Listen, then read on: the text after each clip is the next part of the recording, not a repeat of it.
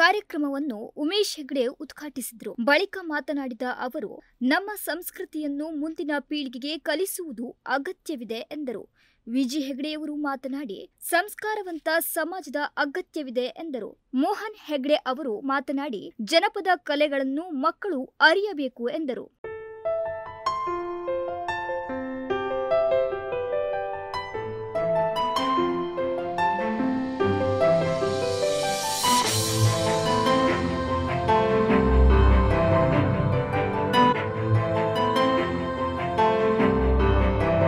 NG Hegde ಅವರು ಮಾತನಾಡಿ, ಮಕ್ಕಳ ಸರ್ವತೋಮುಖ ಅಭಿವೃದ್ಧಿಗೆ ಇಂತಹ ಕಾರ್ಯಕ್ರಮಗಳು ಅಗತ್ಯವಾಗಿದೆ. ಯುವ ಸೌರಭ ಕಾರ್ಯಕ್ರಮ ಒಂದು ವಿನೂತನವಾದ ಸಂಸ್ಕೃತಿಯನ್ನು ಉಳಿಸುವಲ್ಲಿ ಶ್ರೀ ಭಾರತೀಯ ಒಂದು ಹೆಜ್ಜೆ ಮುಂದೆ ಇದೆ ಎಂದು ಹೇಳಿದರು.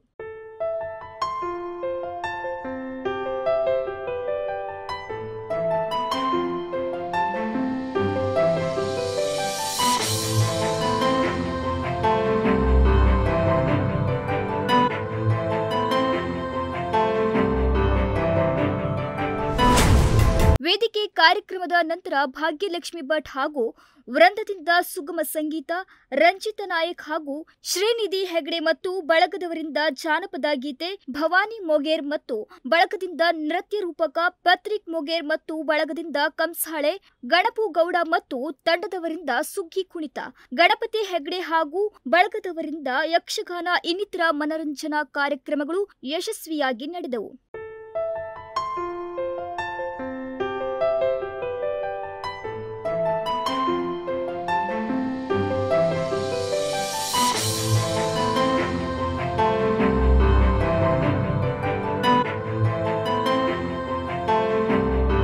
ಉತ್ತರ ಕನ್ನಡ ಜಿಲ್ಲಾ ಕನ್ನಡ ಮತ್ತು ಸಂಸ್ಕೃತಿ ಇಲಾಖೆ ಸಹಾಯಕ ನಿರ್ದೇಶಕ ಮಂಗಲ ನಾಯಕ್ ಪ್ರಾಸ್ತಾವಿಕವಾಗಿ ಮಾತನಾಡಿ ಸ್ವಾಗತಿಸಿದರು. ಶಿಕ್ಷಕಿಯಾದ ಸಂಗೀತಾ ಹೆಗ್ಡೆ ಮಾರ್ಗದರ್ಶನದಲ್ಲಿ ವಿದ್ಯಾರ್ಥಿಗಳು ಸ್ವಾಗತ ಗೀತೆ ಮೂಲಕ ಅತಿಥಿಗಳನ್ನು ಸ್ವಾಗತಿಸಿದರು. ಶ್ರೀ ಭಾರತಿ ಆಂಗ್ಲ ಮಾಧ್ಯಮ ಶಾಲೆಯ ಶಿಕ್ಷಕಿಯಾದ ಪ್ರತಿಮಾ ಬಿಎಂ ಸಂಗೀತ ಯಾಜಿ ಕಾರ್ಯಕ್ರಮ ನಿರೂಪಿಸಿದರು.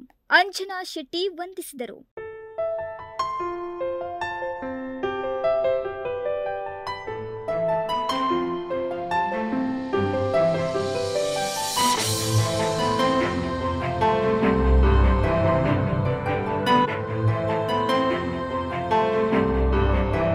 ಕಾರ್ಯಕ್ರಮದ ಅಧ್ಯಕ್ಷತೆಯನ್ನು ಡಾಕ್ಟರ್ ಗಣಪತಿ ಭಟ್ ರವರು ವಹಿಸಿದ್ದರು. ವೇದಿಕೆಯಲ್ಲಿ ವಿಜಿ ಹೆಗ್ಡೆ, ಕಾರ್ಯದರ್ಶಿ ಮೋಹನ್ ಹೆಗ್ಡೆ, ರಾಗಶ್ರೀ ಸಾಂಸ್ಕೃತಿಕ ಸಂಸ್ಥೆಯ ವಿದ್ವಾಂಸ್ ಶಿವಾನಂದ್ ಭಟ್, ಎನ್ಜಿ ಹೆಗ್ಡೆಯವರು ಹಾಗೂ ಇತರರು ಉಪಸ್ಥಿತರಿದ್ದರು.